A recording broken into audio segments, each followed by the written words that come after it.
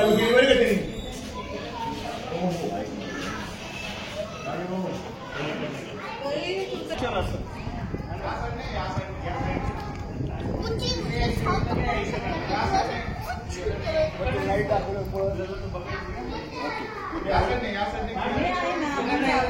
Madam माहित आता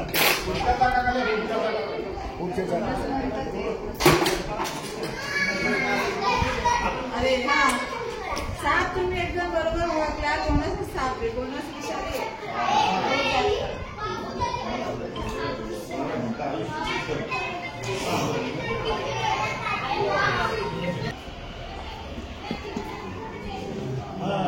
चालू केली बरं का त्यांनी.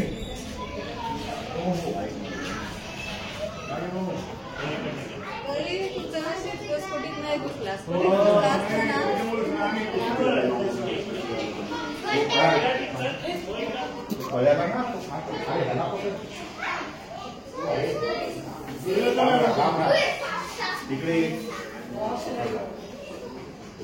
तर हा आहे गुन्हा. त्याला इंग्लिशमध्ये रसल वायपर म्हणतात. हा विषारी साप आहे.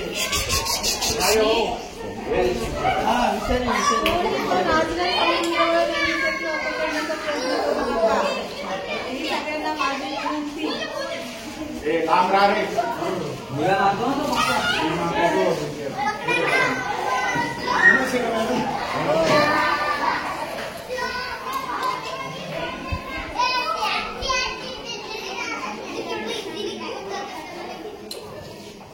खाल्लंय का मॅडम ते? नाही ती जाड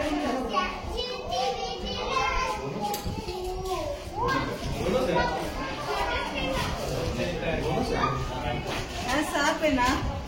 आधी सेल तसं जाड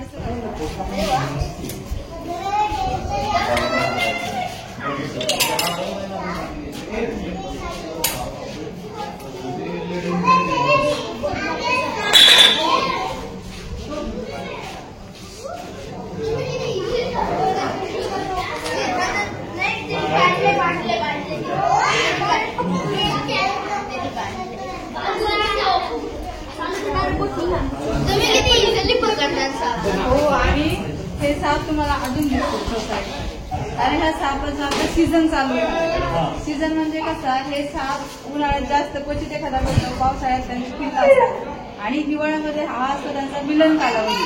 त्याच्यामुळे हे बिग साईजमध्ये हा तर खूप छोटा होता. पण बिग साईजमध्ये एक दोन आणि 3 सुद्धा दिसतो तुम्हाला. सोसायटीच्या भिंतींच्या कडेने पार्किंग एरियामध्ये हे जास्त करून फिरतात. त्यामुळे तुम्ही ज्यावेळेस पण गाडी पार्किंगला लावताय किंवा काढताय त्यावेळेस खाली आजूबाजूला बघा. ते थंडीचं सीझन आहे. ह्याच्यामध्ये अशा केसेस झालेले आहेत की लोक पार्किंगच्या गाड्या काढायला जातात. तिथे कुठेतरी कोपऱ्यात हा साप बसला असतो आणि हा पटकन नजरेत येत नाही. असं वाटतं काहीतरी पाचोळा पडलाय की काय. त्याच्यावर डिझाईन जे आहे ना ती अशी वाळलेल्या पाचोळ्यासारखी कवड्या. हा तर ते असं वाटतं कुठेतरी झाडाचं पाला आपण लोटून दिलं. ते पटकन लक्षात येत नाही. हा साप असं जवळ जरी येत असेल तरी स्तब्ध थांबतो. त्यावेळेस आपण खूपच जवळ जाऊ मग एक प्रकारचा आवाज सुरू करतो. असा दीर्घ श्वास घेतो सोडतो. कुकरची शिट्टी कशी असते आपण ज्यावेळेस घरामध्ये शिट्टी लावतो शिट्टी कशी वाजते भाताची वगैरे तसं याचा आपला आवाज असतो. तो चिडल्यावरच काढतो. तर आसपास असेल ना आपण खूपच जवळ जात असेल तर तो एक प्रकारची चेतावणी सुद्धा आपल्याला देत असतो. लहान मुलं तुमची खेळतात सोसायटी एरियामध्ये. रात्रीचं लहान मुलांना जास्त अंधाराच्या साईडला खेळायला पाठवू नका. तुम्ही त्यांच्यासोबत थांबा. अशा केसेस झालेले आहेत. अंधाराचे हे साप रात्रीचे फिरतात. दिवसा तुम्हाला क्वचित दिसेल. हा साप रात्रीचाच फिरतो सगळीकडे. बाहेर रात्रीचा निघतो शिकार रात्रीचा करतो. त्याच्यामुळे अंधारामध्ये मुलांना जास्त अडचणीच्या ठिकाणी किंवा अंधारामध्ये कंपाऊंडच्या साईडला जास्त पाठवू नका.